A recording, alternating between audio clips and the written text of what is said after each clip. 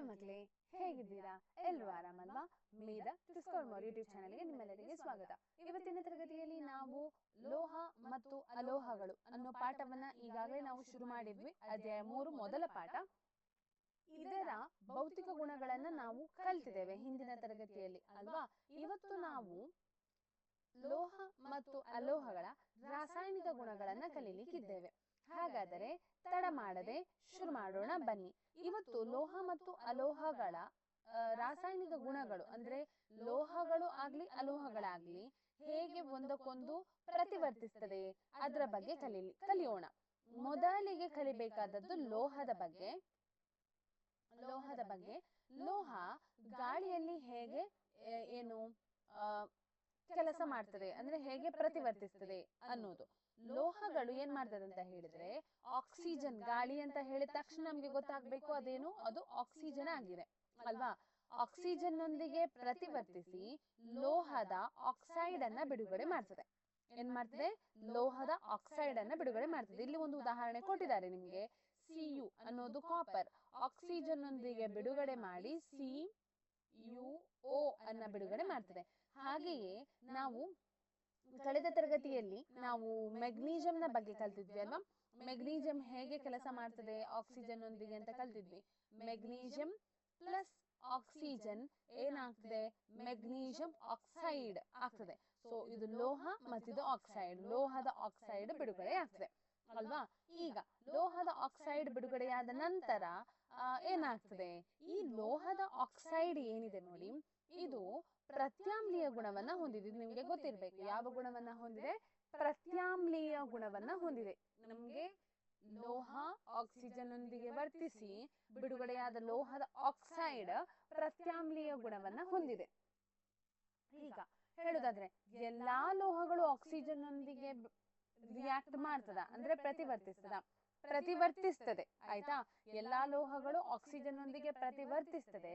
ಆದ್ರೆ ಕೆಲವು ಸ್ಲೋ ಆಗಿ ಪ್ರತಿವರ್ತಿಸ್ತದೆ, ಇನ್ನು ಕೆಲವು ತುಂಬಾ ಫಾಸ್ಟ್ ಆಗಿ ಪ್ರತಿವರ್ತಿಸ್ತದೆ. ಅರ್ಥ ಆಯ್ತಾ? ಈಗ ಅಲ್ಯೂಮಿನಿಯಂ ಆಕ್ಸೈಡ್ ಇದೆಯಲ್ವಾ? ಈಗ ಲೋಹದ ಆಕ್ಸೈಡ್ಗಳಲ್ಲಿ ಅಲ್ಯೂಮಿನಿಯಂ ಆಕ್ಸೈಡ್ ಅನ್ನೋ ಲೋಹ ಇದೇನ್ ಮಾಡ್ತದೆ ಅಂತ ಹೇಳಿದ್ರೆ ಆಸಿಡ್ ನೊಂದಿಗೆ ಕೂಡ ಪ್ರತಿವರ್ತಿಸ್ತದೆ, ಹಾಗೂ ಯಾವುದರೊಂದಿಗೆ? ಬೇಸ್ ನೊಂದಿಗೆ ಕೂಡ, ಆಮ್ಲದೊಂದಿಗೆ ಕೂಡ ಪ್ರತಿವರ್ತಿಸ್ತದೆ, ಹಾಗೆ ಪ್ರತ್ಯಾಮ್ಲದೊಂದಿಗೆ ಕೂಡ ಪ್ರತಿವರ್ತಿಸ್ತದೆ. ಮತ್ತೆ ಇದು ಲವಣ ಮತ್ತು ನೀರನ್ನ ಉತ್ಪತ್ತಿ ಮಾಡ್ತದೆ ಆಯ್ತಾ?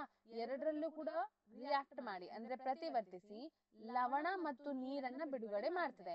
ಇದನ್ನ ಯಾವ ಕ್ರಿಯೆ ಅಂತ ನಾವು ಹೇಳ್ತೇವೆ? ನ್ಯೂಟ್ರಲೈಸೇಷನ್ ರಿಯಾಕ್ಷನ್ ಅಂತ ಹೇಳ್ತೇವಲ್ವಾ?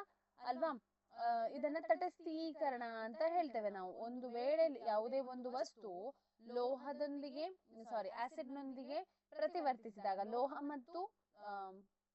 ಲೋಹದ ಆಕ್ಸೈಡ್ ಇಲ್ಲಿ ಅಲ್ವಾ ಪ್ರತಿವರ್ತಿಸಿದಾಗ ಅದನ್ನು ನಾವು ತಟಸ್ಥೀಕರಣ ಅಂತ ಹೇಳ್ತೇವೆ. ಆದ್ರೆ ಇಲ್ಲಿ ಯಾವುದು ಪ್ರತಿವರ್ತಿಸ್ತಾ ಇದೆ? ಲೋಹದ ಆಕ್ಸೈಡ್ ಪ್ರತಿವರ್ತಿಸ್ತಾ ಇದೆ.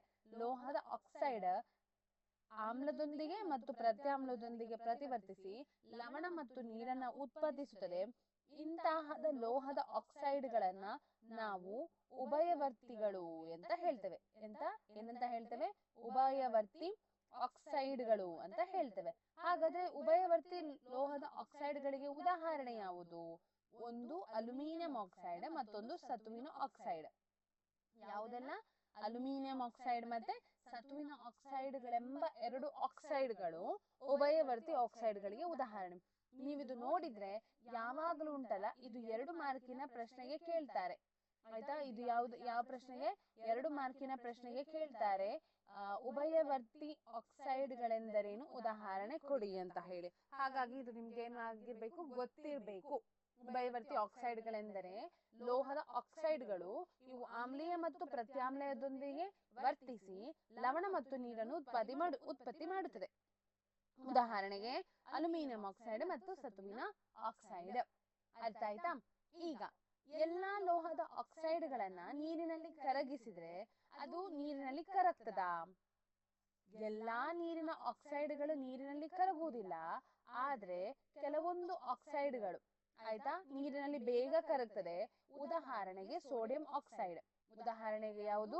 ಸೋಡಿಯಂ ಆಕ್ಸೈಡ್ ಮತ್ತೆ ಪೊಟ್ಯಾಷಿಯಂ ಆಕ್ಸೈಡ್ಗಳು ನೀರಿನಲ್ಲಿ ಕರಗ್ತದೆ.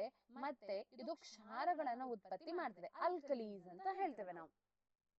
ಯಾವುದೆಲ್ಲ ಲೋಹದ ಆಕ್ಸೈಡ್ಗಳು ನೀರಿನಲ್ಲಿ ಕರಗ್ತದೆ ಅದನ್ನ ಏನನ್ನ ಉತ್ಪತ್ತಿ ಮಾಡ್ತದೆ, ಕ್ಷಾರಗಳನ್ನ ಉತ್ಪತ್ತಿ ಮಾಡ್ತದೆ.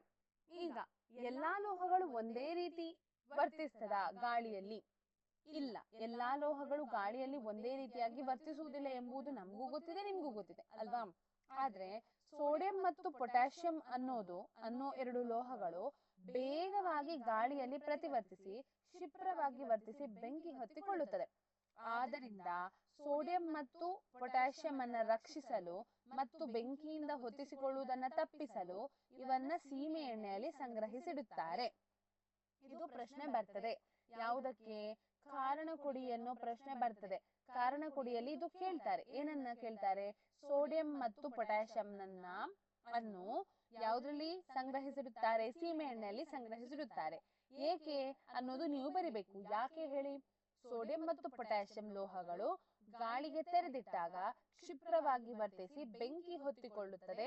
ಆದ್ದರಿಂದ ಅವುಗಳನ್ನ ಸಂರಕ್ಷಿಸಲು ಮತ್ತು ಆಕಸ್ಮಿಕವಾಗಿ ಬೆಂಕಿ ಹೊತ್ತಿಕೊಳ್ಳುವುದನ್ನು ತಪ್ಪಿಸಲು ಸೀಮೆಎಣ್ಣೆಯಲ್ಲಿ ಸಂಗ್ರಹಿಸಿರುತ್ತಾರೆ. ಸಾಮಾನ್ಯ ಉಷ್ಣತೆಯಲ್ಲಿ ಮೆಗ್ನೀಸಿಯಂ, ಅಲ್ಯೂಮಿನಿಯಂ, ಸತು, ಸೀಸ ಇತ್ಯಾದಿ ಲೋಹಗಳ ಹೊರಪದರವು ತೆಳುವಾದ ಆಕ್ಸೈಡ್ ಪದರದಿಂದ ಮುಚ್ಚಿರುತ್ತದೆ. ಈ ರಕ್ಷಣಾತ್ಮಕ ಆಕ್ಸೈಡ್ ಪದರವು ಲೋಹದ ಇನ್ನಷ್ಟು ಉತ್ಕರ್ಷಣ ಹೊಂದುವುದನ್ನು ತಡೆಯುತ್ತದೆ. ಕಾಸಿದಾಗ ಕಬ್ಬಿಣ ಉರಿಯುವುದಿಲ್ಲ, ಆದರೆ ಕಬ್ಬಿಣದ ರಜ್ಜೆಗಳನ್ನು ಬರ್ನರ್ನ ಜ್ವಾಲೆಯ ಮೇಲೆ ಚಿಮುಕಿಸಿದಾಗ ಕ್ಷಿಪ್ರವಾಗಿ ಉರಿಯುತ್ತದೆ. ತಾಮ್ರ ಉರಿಯುವುದಿಲ್ಲ, ಆದರೆ ಬಿಸಿಯಾದ ಲೋಹದ ಮೇಲ್ಮೈ ಕಪ್ಪನೆಯ ತಾಮ್ರದ ಆಕ್ಸೈಡ್ ಪದರವಾಗಿ ಲೇಪನಗೊಳ್ಳುವುದು. ಬೆಳ್ಳಿ ಮತ್ತು ಚಿನ್ನ ಹೆಚ್ಚಿನ ಉಷ್ಣತೆಯಲ್ಲಿ ಆಕ್ಸಿಜನ್ ಜೊತೆ ವರ್ತಿಸುವುದಿಲ್ಲ.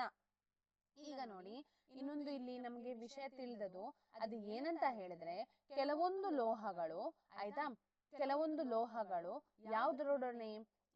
ಆಕ್ಸಿಜನ್ ನೊಡನೆ ಅಂದ್ರೆ ಗಾಳಿಯಲ್ಲಿ ವರ್ತಿಸಿ ಲೋಹದ ಆಕ್ಸೈಡ್ಗಳೇನು ಬಿಡುಗಡೆ ಮಾಡ್ತದೆ ನೋಡಿ. ಈ ಲೋಹದ ಆಕ್ಸೈಡ್ಗಳಿಗೆ ಇದು ಒಂದು ಲೋಹ, ಇದು ಆಯ್ತಾ.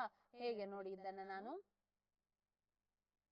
ಇದು ಒಂದು ಲೋಹ ಆಯ್ತಾ. ಯಾವುದೇ ಒಂದು ಲೋಹದ ಪಾತ್ರೆ ಅಂತ ತಿಳ್ಕೊಳ್ಳಿ. ಈ ಲೋಹದ ಪಾತ್ರೆಗೆ ಏನಾಗಿದೆ?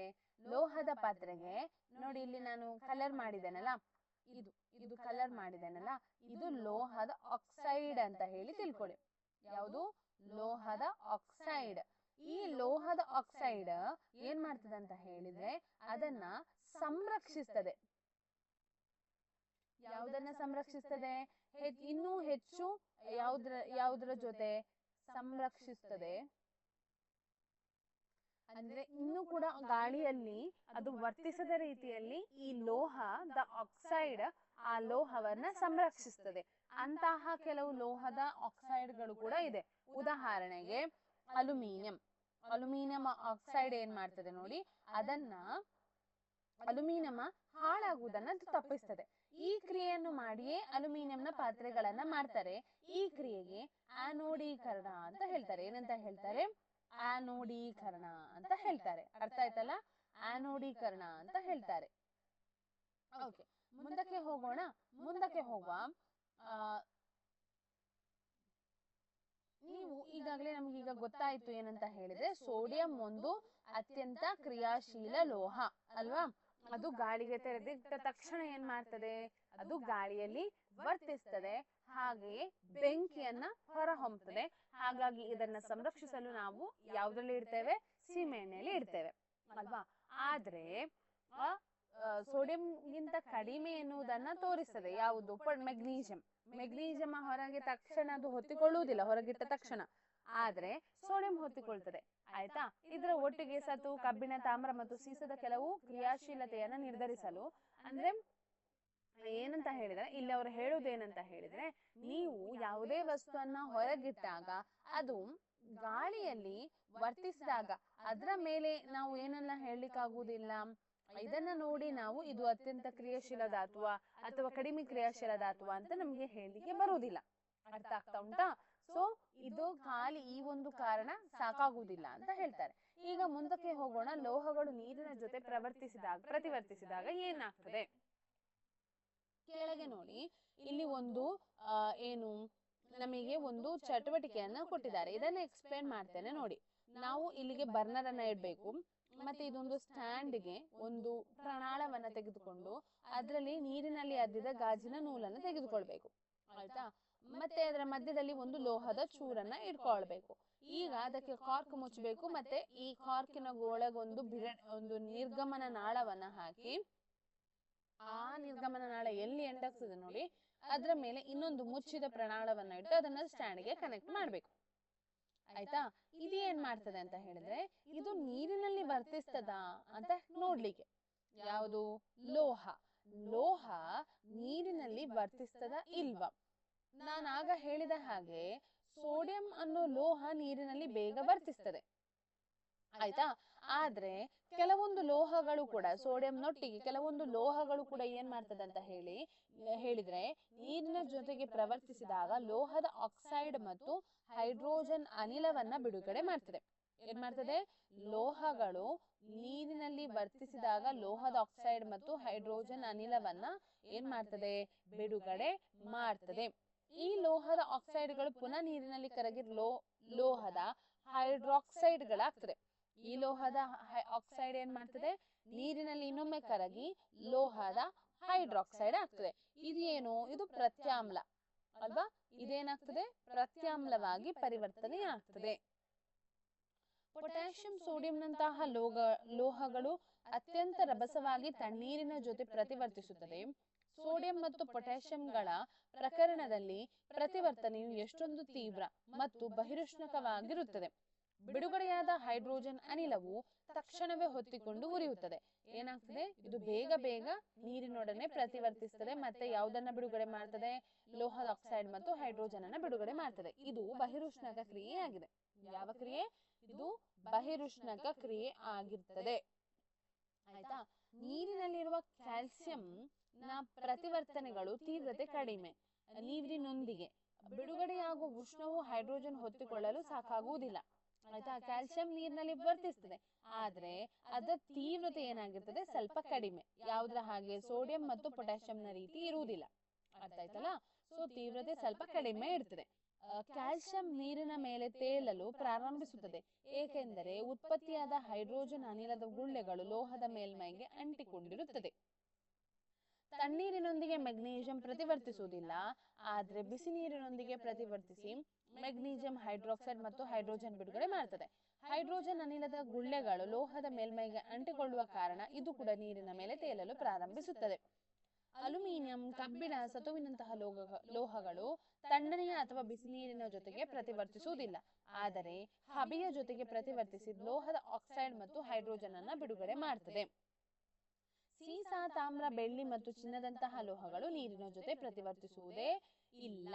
ಈಗ ನೋಡಿ, ನಾವು ಆಗ ಕಲಿತೆವು ಎಲ್ಲವೂ ಹೆಚ್ಚಿನ ಲೋಹಗಳು ಆಕ್ಸಿಜನ್ ನೊಂದಿಗೆ ಪ್ರತಿವರ್ತಿಸ್ತದೆ.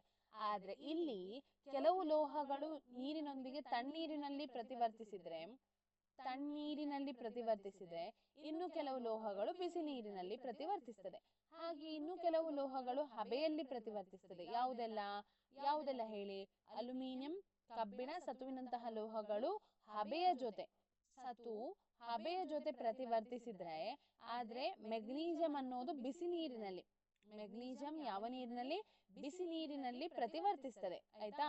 ಆದ್ರೆ ಕ್ಯಾಲ್ಸಿಯಂ ತಣ್ಣೀರಿನಲ್ಲಿ ಪ್ರತಿವರ್ತಿಸ್ತದೆ, ಸೋಡಿಯಂ ತಣ್ಣೀರಿನಲ್ಲಿ ಪ್ರತಿವರ್ತಿಸ್ತದೆ, ಹಾಗೆ ಪೊಟ್ಯಾಷಿಯಂ ಅನ್ನೋದು ಕೂಡ ತಣ್ಣೀರಿನಲ್ಲಿ ಪ್ರತಿವರ್ತಿಸ್ತದೆ. ಆದ್ರೆ ಇದನ್ನು ಬಿಟ್ಟು ಸೀಸ, ತಾಮ್ರ, ಬೆಳ್ಳಿ ಮತ್ತು ಚಿನ್ನದ ಲೋಹಗಳು ಯಾವುದೇ ನೀರಿನೊಂದಿಗೆ ಪ್ರತಿವರ್ತಿಸುವುದಿಲ್ಲ. ಅದು ಯಾವುದಾಗಿರ್ಲಿ, ಬಿಸಿ ನೀರಾಗಿರ್ಲಿ, ತಣ್ಣೀರಾಗ್ಲಿ, ಎರಡರಲ್ಲೂ ಅದು ಮೂರರಲ್ಲೂ ಏನಾಗುದಿಲ್ಲ, ಹಬೆ ಆಗಿರ್ಲಿ, ಯಾವುದ್ರಲ್ಲೂ ಇದು ಪ್ರತಿವರ್ತಿಸುವುದೇ ಇಲ್ಲ. ಈಗ ಮೂರನೇ ಒಂದು ರಾಸಾಯನಿಕ ಗುಣ ಅಂತ ಹೇಳಿದ್ರೆ, ಲೋಹಗಳು ಆಮ್ಲದ ಜೊತೆಗೆ ಪ್ರತಿವರ್ತಿಸಿದಾಗ ಏನಾಗ್ತದೆ? ಲೋಹಗಳು ಆಮ್ಲದ ಜೊತೆಗೆ ಪ್ರತಿವರ್ತಿಸಿದಾಗ ಲವಣ ಮತ್ತು ಹೈಡ್ರೋಜನ್ ನ ಬಿಡುಗಡೆ ಆಗ್ತದೆ. ಯಾವುದರ ಬಿಡುಗಡೆ ಆಗ್ತದೆ? ಲವಣ ಮತ್ತು ಹೈಡ್ರೋಜನ್ ನ ಬಿಡುಗಡೆ ಆಗ್ತದೆ. ಉದಾಹರಣೆ ನೋಡಿ, ಇಲ್ಲಿ ಉದಾಹರಣೆ ಕೊಡ್ಲಿಲ್ಲ. ಆಯ್ತಾ? ಈಗ ಒಂದು ಉದಾಹರಣೆ ಕೊಡ್ತೇನೆ. Mg+HCl. ಆಯ್ತಾ? Mg ಅನ್ನೋದು ಮ್ಯಾಗ್ನೀಷಿಯಂ, HCl ಅನ್ನೋದು ಹೈಡ್ರೋಕ್ಲೋರಿಕ್ ಆಸಿಡ್. MgCl2+H2. ಆಯ್ತಾ? H2 ಏನಾಗ್ತದೆ? ಬಿಡುಗಡೆ ಆಗ್ತದೆ, ಹೈಡ್ರೋಜನ್ ಬಿಡುಗಡೆ ಆಗ್ತದೆ. ಹಾಗೆಯೇ ಲವಣ ಕೂಡ ಏನಾಗ್ತದೆ, ಬಿಡುಗಡೆ ಆಗ್ತದೆ. ಆಯ್ತಾ. ಇಲ್ಲಿ ಒಂದು ಉದಾಹರಣೆ ಅಥವಾ ಚಟುವಟಿಕೆ ಕೊಟ್ಟಿದ್ದಾರೆ. ಸೋಡಿಯಂ ಮತ್ತು ಪೊಟ್ಯಾಸಿಯಂಗಳನ್ನ ಹೊರತುಪಡಿಸಿ ಉಳಿದ ಲೋಹದ ಚೂರುಗಳನ್ನ ಪುನಃ ಸಂಗ್ರಹಿಸಿ ಅವು ಮಸುಕಾಗಿದ್ದರೆ ಮರಳು ಕಾಗದದಿಂದ ಚೆನ್ನಾಗಿ ಉಜ್ಜಿ ಸ್ವಚ್ಛಗೊಳಿಸಿ. ಎಚ್ಚರಿಕೆ: ಸೋಡಿಯಂ ಮತ್ತು ಪೊಟ್ಯಾಸಿಯಂಗಳು ಕ್ಷಿಪ್ರವಾಗಿ ತಣ್ಣೀರಿನ ಜೊತೆಗೆ ಪ್ರತಿವರ್ತಿಸುವುದರಿಂದ ಇವುಗಳನ್ನು ತೆಗೆದುಕೊಳ್ಳಬೇಡಿ. ಸಾರರಿಕ್ತ ಹೈಡ್ರೋಕ್ಲೋರಿಕ್ ಆಮ್ಲವಿರುವ ಬೇರೆ ಬೇರೆ ಪ್ರಣಾಳಗಳಲ್ಲಿ ಈ ಲೋಹದ ಚೂರುಗಳನ್ನ ಹಾಕಿ ಮಾಪಕದ ಉಬ್ಬಿರುವ ಭಾಗವು ಆಮ್ಲಗಳೊಂದಿಗೆ ಮುಳುಗಿರುವಂತೆ ತಾಪಮಾಪಕಗಳನ್ನ ಈ ಪ್ರಣಾಳದ ಒಳಗೆ ಇಡಿ. ಈಗ ಯಾಕೆ ಅಂತ ಹೇಳಿದ್ರೆ, ಇದು ತಾಪಮಾಪಕ ಯಾಕೆ ಅಂತ ಹೇಳಿದ್ರೆ, ಟೆಂಪರೇಚರ್ ಜಾಸ್ತಿ ಆಗ್ತಾ ಹೋಗ್ತದೆ, ತಾಪ ಏನಾಗ್ತದೆ, ಏರಿಕೆಯಾಗ್ತಾ ಹೋಗ್ತದೆ. ಏಕೆ ಹೇಳಿದ್ರೆ ಇದು ಒಂದು, ಆಯ್ತಾ, ಇದು ಒಂದು ಯಾವ ಕ್ರಿಯೆ, ಇದು ಉಂಟಲ್ಲ, ಲೋಹಗಳು ಆಮ್ಲಗಳೊಂದಿಗೆ ಪ್ರತಿವರ್ತಿಸುವುದು ಒಂದು ಬಹಿರುಷ್ಣಕ ಕ್ರಿಯೆ. ಯಾವ ಕ್ರಿಯೆ? ಇದೊಂದು ಬಹಿರುಷ್ಣಕ ಕ್ರಿಯೆ ಆಗಿದೆ. ಆಯ್ತಾ. ಈಗ ಮುಂದಕ್ಕೆ ಹೋಗೋಣ. ಮೆಗ್ನೀಷಿಯಂ, ಅಲ್ಯೂಮಿನಿಯಂ, ಸತು, ಕಬ್ಬಿಣ ಸಾರರಿಕ್ತ ಹೈಡ್ರೋಕ್ಲೋರಿಕ್ ಆಮ್ಲದ ಜೊತೆಗೆ ಪ್ರತಿವರ್ತಿಸುವುದರ ರಾಸಾಯನಿಕ ಸಮೀಕರಣ ಬರೀರಿ ಅಂತ ಕೇಳಿದ್ದಾರೆ, ನೀವು ಬರೀಬಹುದು. ಆಯ್ತಾ. ಓಕೆ. ಲೋಹವು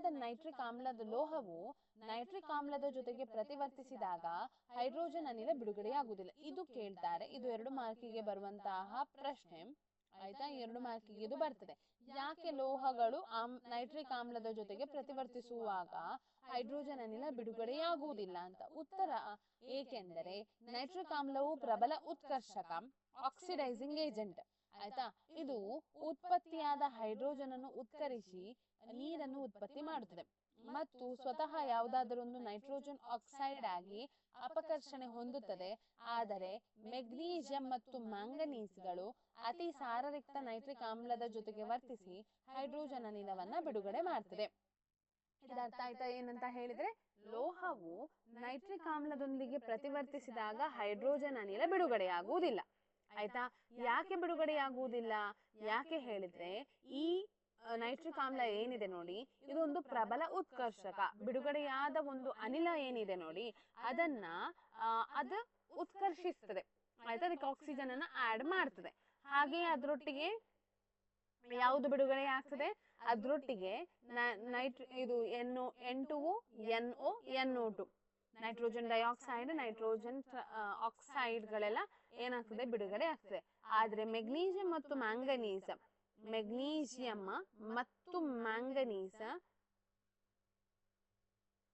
ಏನನ್ನ ಯಾವುದ್ರೊಟ್ಟಿಗೆ ರಿಯಾಕ್ಟ್ ಮಾಡ್ತದೆ? ನೈಟ್ರಿಕ್ ಆಸಿಡ್ ನೊಟ್ಟಿಗೆ ಅಲ್ವಾ, ನೈಟ್ರಿಕ್ ಆಮ್ಲದೊಂದಿಗೆ ರಿಯಾಕ್ಟ್ ಮಾಡ್ತದೆ. ಹಾಗೆಯೇ ಇದು ಯಾವುದನ್ನ ಬಿಡುಗಡೆ ಮಾಡ್ತದೆ? ಹೈಡ್ರೋಜನ್ ಅನಿಲವನ್ನ ಬಿಡುಗಡೆ ಮಾಡ್ತದೆ. ಆಯ್ತಾ. ಹೈಡ್ರೋಜನ್ ಅನಿಲವನ್ನ ಬಿಡುಗಡೆ ಮಾಡ್ತದೆ. ಇದನ್ನ ಹೀಗೆ ಬರಿಬಹುದು, ನಿಮ್ಗೆ ಬೇಕಾದ್ರೆ ನಾನು ಬರಿತೇನೆ ನೋಡಿ. ಇಲ್ಲಿ Mg ಪ್ಲಸ್ HNO3 ನೈಟ್ರಿಕ್ ಆಮ್ಲ ಅಲ್ವಾ. ಇದೇನ್ ಮಾಡ್ತದೆ ಅಂತ ಹೇಳಿದ್ರೆ, MgNO3 ಮತ್ತು H2 ಬಿಡುಗಡೆ ಆಗ್ತದೆ. ಆಯ್ತಾ. ಬಿಡುಗಡೆ ಆಗ್ತದೆ. ಆದ್ರೆ ಬೇರೆ ಯಾವುದು, ಸೋಡಿಯಂ ಎಲ್ಲ, ಆಯ್ತಾ, ಸೋಡಿಯಂ ಯಾವ್ದ್ರ ಜೊತೆ ರಿಯಾಕ್ಟ್ ಮಾಡಿ? ಮೆಗ್ನೀಷಿಯಂ ಮತ್ತು ಯಾವ್ದ್ರೊಟ್ಟಿಗೆ? ನೈಟ್ರಿಕ್ ಆಸಿಡ್ ನೊಟ್ಟಿಗೆ ಅಲ್ವಾ. ನೈಟ್ರಿಕ್ ಆಸಿಡ್ ನೊಟ್ಟಿಗೆ ಬಿಡುಗಡೆ ಮಾಡಿದಾಗ ಏನಾಗ್ತದೆ? ಇದು ಏನಾಗ್ತದೆ ಅಂತ ಹೇಳಿದ್ರೆ, ಬರೀವ ನೋಡಿ. ಸೋಡಿಯಂ, ಒಂದು ನಿಮಿಷ ಕಾಣ್ತದಲ್ಲ ಈಗ, ಸೋಡಿಯಂ ಪ್ಲಸ್ HNO3 ಆದ್ರೆ ಇದು ನೋಡಿ, ಬಿಡುವಂತಹ ಸಾಲ್ಟ್ ನೋಡಿ, NaNO3 NO ಪ್ಲಸ್ H2O. ಇಲ್ಲಿ ಎಲ್ಲಿ ಕೂಡ ಹೈಡ್ರೋಜನ್ ಅನಿಲ ಬಿಡುಗಡೆ ಆಗಲಿಲ್ಲ. ಅದರ ಬದಲಿಗೆ ಏನು ಬಿಡುಗಡೆ ಆಯ್ತು? ನೈಟ್ರೋಜನ್ ಆಕ್ಸೈಡ್ ಬಿಡುಗಡೆ ಆಯ್ತು. ಆಯ್ತಾ. ನೈಟ್ರೋಜನ್ ಆಕ್ಸೈಡ್ ಏನಾಯ್ತು? ಬಿಡುಗಡೆ ಆಯ್ತು. ಯಾಕೆ ಇದು ನೈಟ್ರೋಜನ್ ಆಕ್ಸೈಡ್ ಬಿಡುಗಡೆ ಆಗ್ತದೆ? ಸೋಡಿಯಂ ಏನಾಗ್ತದೆ ನೋಡಿ, ಇಲ್ಲಿ ಆಕ್ಸಿಡೈಸೇಷನ್ ಆಗಿದೆ, ಇಲ್ಲಿ ಉತ್ಕರ್ಷಣೆಗೊಂಡಿದೆ ಅಲ್ವಾ. ಇಲ್ಲಿ ಏನಾಗಿದೆ? ಇದು ಉತ್ಕರ್ಷಣೆಗೊಂಡಿದೆ. ಇದು ನೈಟ್ರಿಕ್ ಆಮ್ಲ ಏನಿದೆ ನೋಡಿ, ಸೋಡಿಯಂ ಅನ್ನ ಉತ್ಕರ್ಷಿಸಿದೆ ಅಲ್ವಾ. ಸೊ ಹಾಗಾಗಿ ಅಲ್ಲಿ ಏನು ಬಿಡುಗಡೆ ಆಗುದಿಲ್ಲ? ಹೈಡ್ರೋಜನ್ ಬಿಡುಗಡೆ ಆಗುದಿಲ್ಲ. ಹೈಡ್ರೋಜನ್ ಕೂಡ ಏನ್ಗೊಂಡಿದೆ? ಉತ್ಕರ್ಷಣೆಗೊಂಡಿದೆ ಅಲ್ವಾ. ಹೈಡ್ರೋಜನ್ ಕೂಡ ಏನಾಗಿದೆ? ಉತ್ಕರ್ಷಣೆಗೊಂಡಿದೆ. ಅಲ್ಲಿ ಏನಾಗ್ಲಿಲ್ಲ, ಖಾಲಿ ಹೈಡ್ರೋಜನ್ಗೆ ಬಿಡುಗಡೆ ಆಗ್ಲಿಕ್ಕೆ ಚಾನ್ಸೇ ಇಲ್ಲ. ಓಕೆ, ಮುಂದಕ್ಕೆ ಹೋಗೋಣ. ಇತರ ಲೋಹೀಯ ಲವಣ ದ್ರಾವಣಗಳೊಂದಿಗೆ ಲೋಹಗಳು ಹೇಗೆ ಪ್ರತಿವರ್ತಿಸ್ತದೆ. ಇದು ಸ್ಥಾನಪಲ್ಲಟ ಕ್ರಿಯೆ ಆಯ್ತಾ. ಸ್ಥಾನಪಲ್ಲಟ ಕ್ರಿಯೆಯನ್ನು ನಾವು ಕಲ್ತಿದ್ದೇವೆ. ಇನ್ನೊಮ್ಮೆ ನಾವು ನೆನಪು ಮಾಡಿಕೊಳ್ಳಿ. ಒಂದು ಲೋಹದ ಒಂದು ಲೋಹದ ದ್ರಾವಣ ಆಯ್ತಾ, ಇನ್ನೊಂದು ಲೋಹದ ದ್ರಾವಣದೊಂದಿಗೆ ವರ್ತಿಸಿದಾಗ ಅದೇನಾಗ್ತದೆ, ಆಚೀಚೆ ಮಾಡಿಕೊಳ್ತದೆ. ಯಾವುದು? BaCl2 ಪ್ಲಸ್ Na2SO4 ಅಲ್ವಾ. ಇದು ನೋಡಿದೀರಾ ನೀವು? ಇದು ಏನ್ ರಿಯಾಕ್ಟ್ ಮಾಡಿದಾಗ ಏನಾಗ್ತದೆ? BaSO4 plus NaCl. ನೋಡಿ, ಇದು ಇಲ್ಲಿಗೆ ಬರ್ತದೆ, ಹಾಗೆ ಇದು ಇಲ್ಲಿಗೆ ಹೋಗ್ತದೆ ಅಲ್ವಾ. ಈ ರೀತಿ ಸ್ಥಾನಪಲ್ಲಟ ಕ್ರಿಯೆಯನ್ನ ಅದು ನಡೆಸ್ತದೆ ಆಯ್ತಾ. ಲೋಹಗಳನ್ನ ಅವುಗಳ ಕ್ರಿಯಾಶೀಲತೆ ಇಳಿಕೆ ಜೋಡಿಸಲಾಗುವುದಿಲ್ಲ. ಸೊ ಹಾಗಾಗಿ ಹೆಚ್ಚು ಲೋಹಗಳು ಏನಾಗುತ್ತಾ, ಅಯಾನುಗಳನ್ನ ಎಕ್ಸ್ಚೇಂಜ್ ಮಾಡುವ ಮೂಲಕ ಅದು ಏನ್ ಮಾಡ್ತದೆ, ರಿಯಾಕ್ಷನ್ ನಡೆಸ್ತದೆ. ಕ್ರಿಯಾಶೀಲತೆಯ ಸರಣಿ, ಇದು ಇಂಪಾರ್ಟೆಂಟ್. ಕ್ರಿಯಾಶೀಲತೆಯ ಸರಣಿ ಅಂತ ಹೇಳಿದ್ರೆ ನೋಡಿ, ಕ್ರಿಯಾಶೀಲತೆಯ ಸರಣಿಯು ಲೋಹಗಳನ್ನು ಕ್ರಿಯಾಕಾರಕತ್ವದ ಆಧಾರದ ಮೇಲೆ ಇಳಿಕೆ ಕ್ರಮದಲ್ಲಿ ಜೋಡಿಸಿದ ಪಟ್ಟಿಯಾಗಿದೆ. ಕ್ರಿಯಾಶೀಲತೆ ಸರಣಿ ಎಂದರೇನು ಎನ್ನೋ ಪ್ರಶ್ನೆ ಬರ್ತದೆ ಆಯ್ತಾ. ಈ ಪ್ರಶ್ನೆ ಬರ್ತದೆ ಆಯ್ತಾ. ಇದು ನಿಮಗೆ ಗೊತ್ತಿರ್ಲೇಬೇಕು, ಇದೇನಾಗ್ಬೇಕು, ನಿಮಗೆ ಗೊತ್ತಿರ್ಬೇಕು. ಸೊ ಹಾಗಾಗಿ ಕ್ರಿಯಾಶೀಲತೆಯ ಸರಣಿ ಎಂದರೇನು ಅನ್ನೋ ಪ್ರಶ್ನೆ ಬರ್ತದೆ. ಏನದು? ಲೋಹಗಳನ್ನ ಅವುಗಳ ಕ್ರಿಯಾಕಾರಕತ್ವದ ಆಧಾರದ ಮೇಲೆ ಇಳಿಕೆ ಕ್ರಮದಲ್ಲಿ ಬರೆಯುವಂತಹದ್ದು. ಇಲ್ಲಿ ನೋಡಿ, ಉದಾಹರಣೆಗೆ ಪೊಟ್ಯಾಷಿಯಂ ಮೊದಲಿಗೆ ಬರ್ತದೆ, ನಂತರ ಸೋಡಿಯಂ ಬರ್ತದೆ, calcium, magnesium, aluminium, zinc, iron, lead, hydrogen, copper, mercury, silver, ಮತ್ತೆ ಚಿನ್ನ, ಮತ್ತೆ ಇದರ ನಂತರ ಪುನಃ ಇದು ಉಂಟು, ಬೇಕಾದ್ರೆ ನಿಮ್ಗೆ ಬರಿಬಹುದು ಪ್ಲಾಟಿನಂ ಅಂತ ಬರಿಬಹುದು. ಇದು ಅತ್ಯಂತ ಕಡಿಮೆ ಕ್ರಿಯಾಶೀಲ ಧಾತು ಆಗಿದೆ. ಯಾವುದು? ಪ್ಲಾಟಿನಂ ಅನ್ನೋದು ಆಯ್ತಾ. ಮತ್ತೆ ಇಲ್ಲಿ ಕ್ವೆಶ್ಚನ್ ಆನ್ಸರ್ ಬರ್ತದೆ, ಅದನ್ನ ನೀವು ನೋಡ್ಕೊಳ್ಬೇಕಾಗ್ತದೆ. ಮತ್ತೆ ಲೋಹಗಳು ಮತ್ತು ಅಲೋಹಗಳು ಹೇಗೆ ಪ್ರತಿವರ್ತಿಸ್ತದೆ? ಲೋಹಗಳು ಮತ್ತು ಅಲೋಹಗಳ ಪ್ರತಿವರ್ತಿಸಿ ಅವುಗಳ ಒಂದು ಬಂಧವನ್ನ ಏರ್ಪಡಿಸ್ತದೆ. ಆ ಬಂಧದ ಬಗ್ಗೆ ನಾವು ಇಲ್ಲಿ ಕಲೀಲಿಕ್ಕಿದ್ದೇವೆ ಆಯ್ತಾ. ಲೋಹ ಮತ್ತು ಅಲೋಹಗಳು ಹೇಗೆ ಪ್ರತಿವರ್ತಿಸ್ತದೆ ಅಂತ. ಇಲ್ಲಿ ಉದಾಹರಣೆ ನಮಗೆ ಸೋಡಿಯಂ ಮತ್ತು ಕ್ಲೋರಿನ್ ನ ಒಂದು ಬಂಧ ಹೇಗೆ ಏರ್ಪಡ್ತದೆ ಅನ್ನೋದ್ರ ಬಗ್ಗೆ ಕೊಟ್ಟಿದ್ದಾರೆ. ಅದನ್ನ ಸ್ವಲ್ಪ ನೋಡುವ ನಾವು. ನೋಡಿ, ಸೋಡಿಯಂ ಮತ್ತು ಕ್ಲೋರಿನ್, ಸೋಡಿಯಂನ ಅಟಾಮಿಕ್ ಸಂಖ್ಯೆ ಎಷ್ಟು? 12. ಪರಮಾಣು ಸಂಖ್ಯೆ ಎಷ್ಟು? 12. ಅದನ್ನ ನಾವು ಇಲೆಕ್ಟ್ರಾನ್ ವಿನ್ಯಾಸದಲ್ಲಿ ಬರೆದ್ರೆ 2 8 ಅಲ್ವಾ, ಅನಂತರ 2 ಆಗ್ತದೆ. ಹಾಗೆ ಕ್ಲೋರಿನ್ ನ ಅಟಾಮಿಕ್ ಸಂಖ್ಯೆ 17. ಇದನ್ನ ನಾವು ಇಲೆಕ್ಟ್ರಾನಿಕ್ ವಿನ್ಯಾಸದಲ್ಲಿ ಬರೆದ್ರೆ 2 8 7 ಆಗ್ತದೆ. ಇದಕ್ಕೆ ಇನ್ನು 8 ಆಗ್ಲಿಕ್ಕೆ ಇನ್ನು 6 ಇಲೆಕ್ಟ್ರಾನ್ಗಳು ಬೇಕು. ಇದಕ್ಕೆ 1 ಇಲೆಕ್ಟ್ರಾನ್ಗಳು ಬೇಕು. ಆದ್ರೆ 6 ಆಕ್ಸಿಜನ್ ಅನ್ನು ಕೊಡೋರು ಯಾರು ಇಲ್ಲದ ಕಾರಣ ಇದೇನ್ ಮಾಡ್ತದೆ, ಈ ನಮ್ಮ ಸೋಡಿಯಂ ಇಲೆಕ್ಟ್ರಾನ್ಗಳನ್ನ ಕ್ಲೋರಿನ್ಗೆ ಕೊಡ್ತದೆ. ಅಲ್ಲಿ 2 ಕ್ಲೋರಿನ್ ಇರುವ ಕಾರಣ ಒಂದು ಕ್ಲೋರಿನ್ಗೆ 1 ಇಲೆಕ್ಟ್ರಾನ್, ಇನ್ನೊಂದು ಕ್ಲೋರಿನ್ಗೆ 1 ಇಲೆಕ್ಟ್ರಾನ್ಗಳು ಕೊಡ್ತದೆ. ಸಾರಿ, ಇಲ್ಲಿ ನಾನೊಂದು ತಪ್ಪಿದ್ದೇನೆ.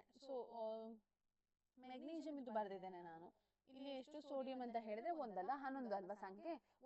ಒಂದು ಇಲೆಕ್ಟ್ರಾನ್ ಅನ್ನ ಯಾವುದಕ್ಕೆ? ಸೋಡಿಯಂ ಕ್ಲೋರಿನ್ಗೆ ಕೊಡ್ತದೆ. ಮತ್ತೆ ಇದು ಸೋಡಿಯಂ ಕಳ್ಕೊಳ್ತದೆ, ಆದ್ರೆ ಕ್ಲೋರಿನ್ ಏನ್ ಮಾಡ್ತದೆ? ಪಡ್ಕೊಳ್ತದೆ. ಇದು ಅದರ ಪ್ರಕಾರ, ಅಂದ್ರೆ ಹೇಗೆ ಬಂಧವನ್ನ ಏರ್ಪಡಿಸ್ತದೆ ಅಂತ ಹೇಳಿ ಆಯ್ತಾ. ಇದು ಇಂಪಾರ್ಟೆಂಟ್. ಇಲ್ಲಿ ಚಿತ್ರ ನೋಡಿ, ಸೋಡಿಯಂ 2 8 1 ಅಲ್ವಾ. ಈ ಒಂದನ್ನ ಕಳ್ಕೊಂಡ ನಂತರ ಸೋಡಿಯಂನ ಇದು ನೋಡಿ, ಇಲೆಕ್ಟ್ರಾನಿಕ್ ವಿನ್ಯಾಸ ನೋಡಿ, 2 ಮತ್ತು 8. NAಗೆ ಯಾವಾಗ ಇಲೆಕ್ಟ್ರಾನ್ಗಳು ಕಳ್ಕೊಳ್ತದೆ ಆಗ ಪ್ಲಸ್ ಚಿಹ್ನೆ ಬರ್ತದೆ. ಎಷ್ಟು ಇಲೆಕ್ಟ್ರಾನ್ಗಳನ್ನ ಕಳ್ಕೊಳ್ತದೆ ಅದು ನಾವು ಇಲ್ಲಿ ಬರಿತೇವೆ ಆಯ್ತಾ. ಈಗ ಮೆಗ್ನೀಷಿಯಂನ ಅಣುಸೂತ್ರ ನೋಡಿ, 2 8 2. ಇದಕ್ಕೆ ಪುನಃ 6 ಬೇಕು. 6 ಕೊಡೋರು ಯಾರಿಲ್ಲ. ಸೊ ಹಾಗಾಗಿ ಇದು ಏನ್ ಮಾಡ್ತದೆ? ಮೆಗ್ನೀಷಿಯಂ 2 ಇಲೆಕ್ಟ್ರಾನ್ಗಳನ್ನ ಕಳ್ಕೊಳ್ತದೆ. ಆಗ ಇದನ್ನ ಹೇಗೆ ಬರೆಯುವುದು ನಾವು? ಮೆಗ್ನೀಷಿಯಂ +2 ಅಂತ, ಸೋಡಿಯಂ +1 ಅಂತ ಬರಿಬೇಕು. ಯಾಕೆ ಹೇಳಿದ್ರೆ ಇದು 1 ಇಲೆಕ್ಟ್ರಾನ್ ಅನ್ನ ಕಳ್ಕೊಳ್ಳೋದು, ಆದ್ರೆ ಮೆಗ್ನೀಷಿಯಂ 2 ಇಲೆಕ್ಟ್ರಾನ್ ಅನ್ನ ಕಳ್ಕೊಳ್ತದೆ. ಅದಕ್ಕೋಸ್ಕರ ಇದು ಯಾಕೆ ಅಂತ ಹೇಳಿ ನಿಮ್ಗೆ ಅರ್ಥ ಆಯ್ತು ಅಲ್ವಾ. ಪ್ಲಸ್ ಯಾಕೆ ಅಂತ ಹೇಳಿ ಇದೇನಾಯ್ತು ನಿಮ್ಗೆ ಈಗ ಅರ್ಥ ಆಯ್ತು. ಈಗ ನೋಡಿ, ಸೋಡಿಯಂ ಪ್ಲಸ್ ಆಗ್ತದೆ ಇಲ್ಲಿ, ಅನಂತರ ನೋಡಿ ಇಲ್ಲಿ ಕ್ಲೋರಿನ 2 7 2 8 7 ಮತ್ತೆ ಪುನಃ ಇದು ಒಂದನ್ನ ಪಡ್ಕೊಳ್ತದೆ. ಹಾಗಾಗಿ ಇಲ್ಲಿ 7 ಇದ್ದದ್ದು ಎಲ್ಲಿ ಏನಾಗ್ತದೆ 8 ಆಗ್ತದೆ. ಕ್ಲೋರಿನ್ಗೆ ಇದು ಪಡ್ಕೊಳ್ಳುವ ಕಾರಣ ಋಣಾತ್ಮಕ ಚಿಹ್ನೆ ಬರ್ತದೆ. ಆಯ್ತಾ, ಋಣಾತ್ಮಕ ಚಿಹ್ನೆ ಬರ್ತದೆ, ಋಣ ಚಿಹ್ನೆ ಬರ್ತದೆ. ಈಗ ಇದನ್ನ ನೋಡಿ ಮಾಡುದಾದ್ರೆ ನಾನು ಹೇಳ್ತೇನೆ, ಸೋಡಿಯಂ 1 ಇಲೆಕ್ಟ್ರಾನ್ ಅನ್ನ ಕಳ್ಕೊಳ್ತದಲ್ವಾ, 1 + 1. ಕ್ಲೋರಿನ್ ಹೊರ ಕವಚದಲ್ಲಿ ನೋಡಿ, ಹೊರ ಕವಚದಲ್ಲಿ ಎಷ್ಟಿದೆ ಅದನ್ನ ಮಾಡುದು ನಾವು. ಕ್ಲೋರಿನ್ ಹೊರ ಕವಚದಲ್ಲಿ ಎಷ್ಟಿದೆ 1 2 3 4 5 6 7 ಇದೆ. ಅನಂತರ ಏನಾಗ್ತದೆ, ಸೋಡಿಯಂ ಈ 1 ಇಲೆಕ್ಟ್ರಾನ್ ಅನ್ನ ಇದಕ್ಕೆ ಕೊಡುವ ಕಾರಣ ಸೋಡಿಯಂಗೆ +1 ಚಿಹ್ನೆ ಬರ್ತದೆ. ಆದ್ರೆ ಕ್ಲೋರಿನ್ ನೋಡಿ 1 2 3 4 5 6 7 8 ಯಾವ್ದ್ರಿಂದ ಪಡ್ಕೊಂಡದ್ದು, ಸೋಡಿಯಂನಿಂದ 1 ಇಲೆಕ್ಟ್ರಾನ್ ಅನ್ನ ಪಡ್ಕೊಂಡು 8 ಇಲೆಕ್ಟ್ರಾನ್ಗಳು ಬರ್ತದೆ. ಆಯ್ತಾ, ಈ ರೀತಿ ಒಂದಕ್ಕೊಂದು ಕೊಟ್ಟು ಮತ್ತು ತಕೊಂಡು ಏನಾದ್ರೂ ಒಂದು ಬಂಧ ಏರ್ಪಟ್ರೆ ಆ ಬಂಧವನ್ನ ನಾವು ಅಯೋನಿಕ ಬಂಧ ಅಂತ ಹೇಳ್ತೇವೆ. ಏನಂತ ಹೇಳ್ತೇವೆ, ಅಯೋನಿಕ ಬಂಧ ಅಂತ ಹೇಳ್ತೇವೆ. ಈ ಅಯೋನಿಕ ಬಂಧ ತುಂಬಾ ಸ್ಟ್ರಾಂಗ್ ಇರ್ತದೆ. ಆಯ್ತಾ, ಯಾವ ಬಂಧ, ಅಯೋನಿಕ ಬಂಧ, ಅಯೋನಿಕ ಬಂಧ. ಆಯ್ತಾ, ಈ ಅಯೋನಿಕ ಬಂಧ ಏನಿರ್ತದೆ ತುಂಬಾ ಸ್ಟ್ರಾಂಗ್ ಇರ್ತದೆ, ಅಂದ್ರೆ ತುಂಬಾ ಶಕ್ತಿ ಇರ್ತದೆ ಇದಕ್ಕೆ. ಆಯ್ತಾ, ಅಷ್ಟು ಸುಲಭವಾಗಿ ಈ ಬಂಧ ಬ್ರೇಕ್ ಆಗುವುದಿಲ್ಲ. ಅಂದ್ರೆ ಇದೊಂದು ಬಾಂಡ್ ಬೆಳೀತದೆ. ಆಯ್ತಾ, ಅಯೋನಿಕ್ ಬಾಂಡ್ ಅಂತ ನಾವು ಹೇಳ್ತೇವೆ ಇಂಗ್ಲಿಷ್ ನಲ್ಲಿ. ಈ ಬಾಂಡ್ ಸುಲಭದಲ್ಲಿ ಬ್ರೇಕ್ ಆಗುದಿಲ್ಲ. ಈಗ ನಿಮ್ಮ ಫ್ರೆಂಡ್ಶಿಪ್ ತುಂಬಾ ವರ್ಷಗಳ ಕಾಲ ಇದ್ದು ಆ ಫ್ರೆಂಡ್ಶಿಪ್ ಬೇಗ ಹೋಗ್ತಾ ಇಲ್ಲಲ್ಲ, ಹಾಗೆ ಇದು ಕೂಡ ಆ ಫ್ರೆಂಡ್ಶಿಪ್ ಏನಾಗುದಿಲ್ಲ. ಈ 2 ಲೋಹ ಮತ್ತು ಅಲೋಹಗಳ ನಡುವಿನ ಫ್ರೆಂಡ್ಶಿಪ್ ಸುಲಭದಲ್ಲಿ ಅದು ಬ್ರೇಕ್ ಆಗುವುದಿಲ್ಲ ಅನ್ನೋದು. ಇಲ್ಲಿ ನಿಮ್ಗೆ ಉದಾಹರಣೆಗೆ ಮೆಗ್ನೀಷಿಯಂ ಕ್ಲೋರೈಡ್ ನ ಒಂದು ಇದು ಕೊಟ್ಟಿದ್ದಾರೆ, ಅದನ್ನು ನೋಡಿಕೊಳ್ಳಿ. ಸೇಮ್ ರೀತಿಯಲ್ಲಿ ಮಾಡುವಂತಹದ್ದು. ಅಯೋನಿಕ ಸಂಯುಕ್ತಗಳ ಗುಣಗಳು ಹೇಗಿರ್ತದೆ, ಅಯೋನಿಕ ಸಂಯುಕ್ತಗಳು ಅನ್ನೋದನ್ನ ಇಲ್ಲಿ ಕೊಟ್ಟಿದ್ದಾರೆ. ಇಲ್ಲಿ ನೋಡಿ ಭೌತ ಸ್ಥಿತಿ ಹೇಗಿರ್ತದೆ. ಭೌತ ಸ್ಥಿತಿ ಇದು ಹೆಚ್ಚಾಗಿ ಘನಗಳಾಗಿರ್ತದೆ, ಘನ ವಸ್ತುಗಳಾಗಿರ್ತದೆ. ಧನ ಮತ್ತು ಋಣ ಅಯೋನುಗಳ ನಡುವೆ ಇರುವ ಪ್ರಬಲ ಆಕರ್ಷಣ ಬಲದಿಂದ, ಆಕರ್ಷಣ ಬಲ ತುಂಬಾ ಸ್ಟ್ರಾಂಗ್ ಆಗಿರುವುದರಿಂದ ಇದು ಕಠಿಣ ಆಗಿರ್ತದೆ. ಈ ಸಂಯುಕ್ತಗಳು ಸಾಮಾನ್ಯವಾಗಿ ಬಿದುರವಾಗಿದ್ದು ಒತ್ತಡವನ್ನು ಹಾಕಿದಾಗ ಮಾತ್ರ ಪುಡಿಯಾಗ್ತದೆ. ಅಂದ್ರೆ ಇದರಲ್ಲಿ ಈಗ ಉಪ್ಪು ನೋಡಿ, ನೀವು ಉಪ್ಪು ಗೊತ್ತಿಲ್ವಾ, ಕಲ್ಲುಪ್ಪು ಇದೆಯಲ್ವಾ, ಕಲ್ಲುಪ್ಪು ಅದನ್ನ ಹಾಗೆ ಸುಲಭದಲ್ಲಿ ಕೈಯಲ್ಲಿ ಮುರಿಲಿಕ್ಕೆ ನಮ್ಗೆ ಆಗುದಿಲ್ಲಲ್ಲ. ಅದನ್ನ ನೀರಲ್ಲಿ ಹಾಕಿ ಕರಗಬಹುದು, ಆದ್ರೆ ಅದನ್ನ ಕೈಯಲ್ಲಿ ಈಸಿಯಾಗಿ ಬ್ರೇಕ್ ಮಾಡ್ಲಿಕ್ಕೆ ನಮ್ಗೆ ಆಗುದಿಲ್ಲ, ಅಷ್ಟು ಗಟ್ಟಿ ಅದು. ಯಾಕೆ ಹೇಳಿದ್ರೆ ಅವುಗಳ ನಡುವೆ ನಡೆದದ್ದು ಯಾವ ಬಲ, ಅಯೋನಿಕ ಬಂಧ. ಕರಗುವ ಬಿಂದು ಮತ್ತು ಕುದಿಯುವ ಬಿಂದು. ನೀವು ಉಪ್ಪನ್ನ ಪ್ಯಾನಿಗೆ ಹಾಕಿ ಕರಗಿಸ್ಲಿಕ್ಕೆ ನೋಡಿ, ಅಂತದ್ದು ಕರಗುವುದಿಲ್ಲ ಅಷ್ಟು ಬೇಗ. ಅಂದ್ರೆ ಇದರ ಕರಗುವ ಬಿಂದು ಮತ್ತು ಯಾವುದು, ಕರಗುವ ಬಿಂದು ಮತ್ತು ಕುದಿ ಬಿಂದು ಏನಾಗಿರ್ತದೆ, ತುಂಬಾ ಹೆಚ್ಚಿರ್ತದೆ. ಆಯ್ತಾ, ಪ್ರಬಲ ಕರಗುವ ಬಿಂದು ಮತ್ತು ಅಯೋನಿಕ ಸಂಯುಕ್ತಗಳು ಹೆಚ್ಚಿನ ಕರಗುವ ಬಿಂದು ಮತ್ತು ಕುದಿಯುವ ಬಿಂದನ್ನ ಹೊಂದಿರ್ತದೆ. ಆಯ್ತಾ, ಮತ್ತೆ ವಿಲೀನತೆ, ಇದು ನೀರಿನಲ್ಲಿ ವಿಲೀನ ಆಗ್ತದೆ, ಆದ್ರೆ ಯಾವುದ್ರಲ್ಲಿ ವಿಲೀನ ಆಗುವುದಿಲ್ಲ, ಸಾವಯವ ದ್ರಾವಕಗಳಲ್ಲಿ ಇದು ವಿಲೀನ ಆಗುವುದಿಲ್ಲ. ನೀವು ಉಪ್ಪನ್ನ ನಿಮ್ಮ ನೇಲ್ ಪಾಲಿಶ್ ರಿಮೂವರ್ ಅಲ್ಲಿ ಹಾಕಿಡಿ ಅಂತೆ, ಅದು ಕರಗುವುದಿಲ್ಲ. ಆದ್ರೆ ನೀರಲ್ಲಿ ಹಾಕಿದ್ರೆ ಏನಾಗ್ತದೆ, ಇದು ಕರಗ್ತದೆ. ಆಯ್ತಾ, ವಿದ್ಯುತ್ ವಾಹಕತೆ. ವಿದ್ಯುತ್ ವಾಹಕತೆ ಒಂದ್ ನಿಮಿಷ, ಸಾರಿ.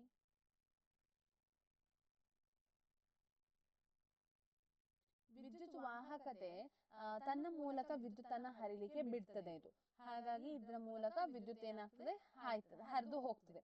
ಆಯ್ತಾ, ಮತ್ತೆ ಕೆಲವೊಂದು ಘನ ಸ್ಥಿತಿಯಲ್ಲಿ ಅಯೋನಿಕ ಸಂಯುಕ್ತಗಳು ತಮ್ಮ ಮೂಲಕ ವಿದ್ಯುತ್ತನ್ನು ಹರಿಯಲು ಬಿಡುವುದಿಲ್ಲ. ಏಕೆಂದರೆ ಘನ ವಸ್ತುಗಳು ಕಠಿಣ ಆಗಿರುವ ಕಾರಣ,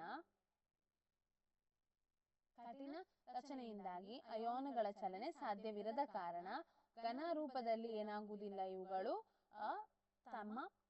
ತನ್ನ ಮೂಲಕ ವಿದ್ಯುತ್ತನ್ನ ಹರಿಯಲು ಬಿಡುವುದಿಲ್ಲ. ಆಯ್ತಾ, ಮತ್ತೆ ಲೋಹಗಳ ದೊರಕುವಿಕೆ ಹೇಗೆ, ಇದನ್ನ ನಾವು ಮುಂದಿನ ತರಗತಿಯಲ್ಲಿ ನಾವು ಇದನ್ನ ಕಲಿಯೋಣ. ಆಯ್ತಾ, ಮುಂದಿನ ತರಗತಿಯಲ್ಲಿ ನಾವು ಇದರ ಬಗ್ಗೆ ಹೇಗೆ ದೊರೀತದೆ ಅನ್ನೋದರ ಬಗ್ಗೆ ಕಲಿಯೋಣ.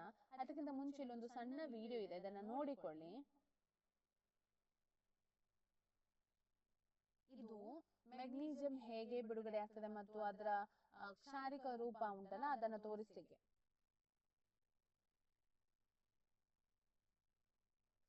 ಮೆಗ್ನೀಷಿಯಂನ ಸ್ಟ್ರಿಪ್ ಅಂತ ಹೇಳ್ತಾರೆ. ಅದು ಹಿಡಿಕೆ. ಅದನ್ನ ಒಂದು ಬರ್ನರ್ ಉಪಯೋಗಿಸಿಕೊಂಡು ಅದನ್ನ ಏನ್ ಮಾಡ್ತಾರೆ, ಬಿಸಿ ಮಾಡ್ತಾರೆ, ಅಂದ್ರೆ ಅದನ್ನ ಕಾಯಿಸ್ತಾರೆ.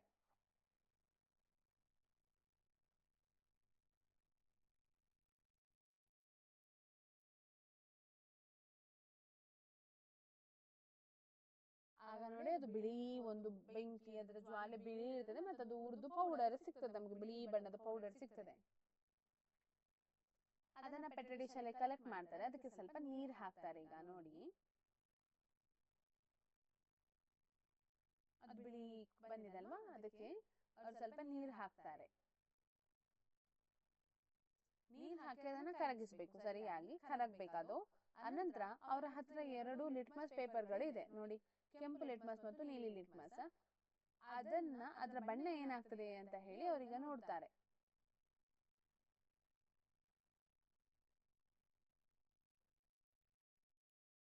ಕೆಂಪು ಲಿಟ್ಮಸ್ ಬಣ್ಣ ಯಾವ್ದಕ್ಕೆ ಬದಲಾಯಿತು, ನೀಲಿಗೆ ಬದಲಾಯಿತು. ಅಂದ್ರೆ ಇದು ಪ್ರತ್ಯಾಮ್ಲೀಯ ಸ್ಥಿತಿಯನ್ನ ಹೊಂದಿದೆ ಅಂತ ಹೇಳಿ ತೋರಿಸಿಕೊಳ್ಳಿಕ್ಕೆ ಇದು ಒಂದು ಇದು ಆಯ್ತಾ, ಪ್ರತ್ಯಾಮ್ಲೀಯ ಸ್ಥಿತಿಯನ್ನ ಹೊಂದುತ್ತದೆ ಅನ್ನೋದಕ್ಕೆ. ಸೊ ಇವತ್ತಿನ ತರಗತಿಯಲ್ಲಿ ಇದಿಷ್ಟೇ. ವಿಡಿಯೋ ಇಷ್ಟ ಆಗಿದ್ರೆ ಲೈಕ್ ಮಾಡಿ, ಶೇರ್ ಮಾಡಿ ಮತ್ತು ಚಾನೆಲ್ ಅನ್ನ ತಪ್ಪದೆ ಸಬ್ಸ್ಕ್ರೈಬ್ ಮಾಡಿ ಅಂತ ಹೇಳ್ತಾ ಎಲ್ಲರಿಗೂ ಧನ್ಯವಾದಗಳು.